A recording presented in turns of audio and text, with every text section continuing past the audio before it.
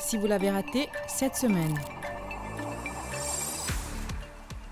C'est le premier accident du métro express. Ce vendredi 31 janvier, en fin de matinée, une voiture est entrée en collision avec un tram du métro express à Van der Mesch. Tant le tram que la voiture de la marque Kia ont subi des dégâts. La voiture a cependant été rapidement retirée des rails et les opérations du métro express ont repris leur cours peu avant midi. L'accident a eu lieu à l'intersection d'Itmalartic. Plusieurs citoyens et internautes avaient en vain tenté de prévenir des risques d'accident avec le passage du métro à cet endroit très fréquenté. Le conseiller municipal Zaïd Nanuk a de fait décrié l'inaction du gouvernement face aux avertissements des habitants de la région. 5 membres du Parti travailliste ont été expulsés du parti, a annoncé Navin Ramgoolam le mercredi 29 janvier après la tenue d'un bureau politique. La décision a été prise par le comité exécutif des Rouges. Ces membres ont été sanctionnés pour avoir agi contre les intérêts du Labour lors des dernières élections générales. Les 5 membres concernés sont Raj Pentia, Krishna Molai, Yatin Varma, Balkisun Hukum et Pratibha Bola. Navin Ramgoolam a lancé que Zot pas capable mange banane par des bouts. Pour sa part, Yatin Varma a tenu une conférence de presse ce vendredi 31 janvier. Il a tenu à réagir à son expulsion. Le ministère des Finances a puisé des réserves de la Banque de Maurice pour éponger la dette publique. 18 milliards de roupies ont été transférés du Special Reserve Fund de la BOM à cet effet.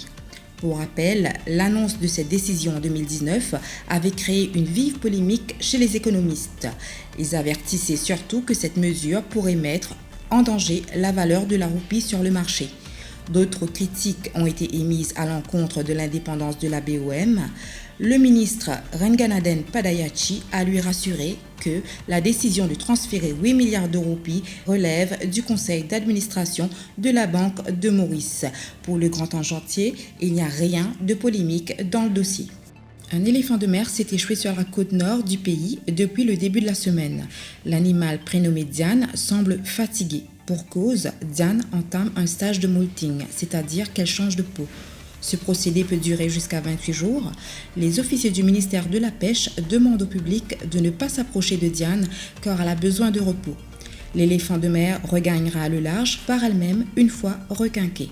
Ravi Mohit, officier scientifique du ministère, soutient qu'il s'agit d'un phénomène tout à fait naturel. Air Mauritius a suspendu tous ses vols directs vers Shanghai avec effet immédiat. C'est ce qu'a informé la compagnie d'aviation nationale à travers un communiqué le mercredi 29 janvier. Plusieurs autres compagnies aériennes, dont British Airways et Lion Air, ont également suspendu leurs vols vers la Chine continentale face à la propagation du coronavirus. Selon les dernières indications, 213 personnes sont mortes de ce virus en Chine.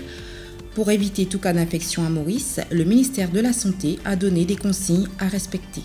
Les passagers en provenance de Chine transitant par n'importe quelle autre destination sont dorénavant soumis à un exercice de dépistage.